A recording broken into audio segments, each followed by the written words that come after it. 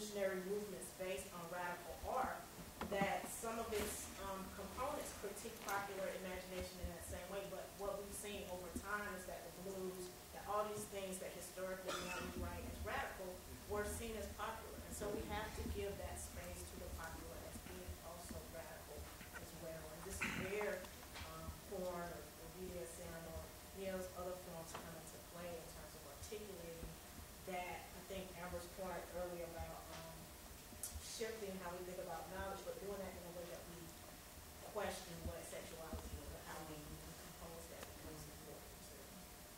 Sorry, I just wanted to do that. I want to ask something that adds on to this question, so maybe I'll do it before you guys have a chance to respond and you can mix them together.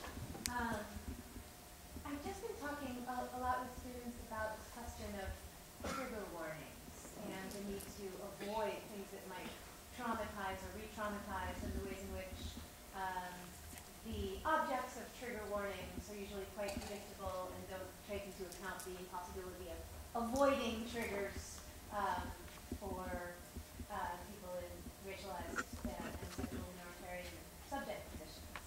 So I wonder whether it's interesting to add to this question of trauma versus healing, the question of trauma versus triggers.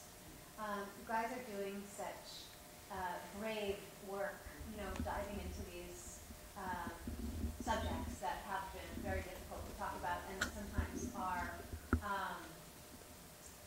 revelatory in ways that people conceive of as harmful, right? They don't want to go public, or visibility is a privilege of those who are way more privileged. But so I wonder whether in this cultural moment when trauma is catered to, as something to be carefully avoided, and it's part of the infantilization and anti-intellectualism of college students, how can work on the Black radical imagination, this really powerful and courageous work that you guys are doing, help reroute those conversations?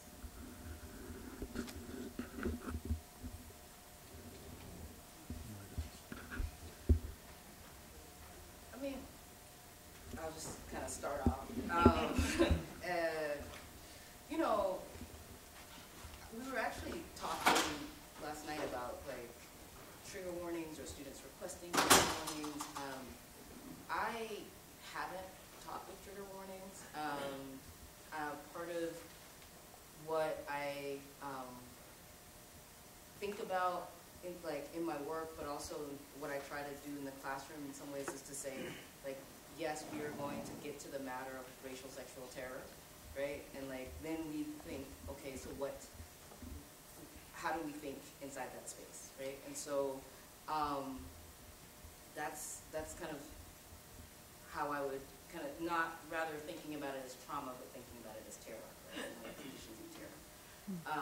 And in terms of thinking about home, I sort of want to defer to you on this, Kai, but one of the things that kind of came up for me in terms of home and Africa and whether or not home is always thought of as a kind of displacement or kind of elsewhere, kind of maybe an unreachable elsewhere, in terms of how it's affectively mapped in Black queer imaginings and in kind of certain forms of Black diasporic imaginings. I guess if we're going to really lean on that idea that maybe we can think home like we think Africa, I would also be really curious to push to that place where so many, particularly fiction writers, have gone, right? Where you go to, or other kinds of representations, but you go to Africa and then you're like, wait, what? And so the kind of the ways that there is something actually that is there's a relation, an affective relation that gets animated by creating something as a kind of inevitable elsewhere that you never quite achieve, right? That actually is about a kind of propulsion, a kind of movement.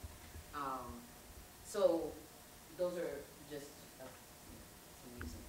Yeah, I mean, along those lines, this is sort of why I'm really interested in using Black feminist critique of the categories woman and man, because I think they put forth this notion. One, it's like, let me tell you how feminism has failed. They haven't included Black women, right? So there's something missing. Like, we haven't been included, so we can't feel really at home in this category. And in doing that, it's like a question of inclusion, but then it's also saying that this category fails, right? It actually doesn't work. And so it is this sort of perpetual, like, is there a home? And so I'm thinking about like terms like LGBTQI and all the letters that we continue to add on to this thing as an umbrella term. And then I'm also interested in transgender as an umbrella term and how these umbrella terms, they say that they're making space for people, but actually I don't feel like I don't think it's useful. I think it fails us. That's why I'm asking that we think about trans within Astrid as not a person or a subject, but a positionality from which to view the world, from which to like pivot and see how things relate differently and how those things come together, how they contradict one another, and how those meetings might be violent, they might be pleasurable, and they might be happening silently.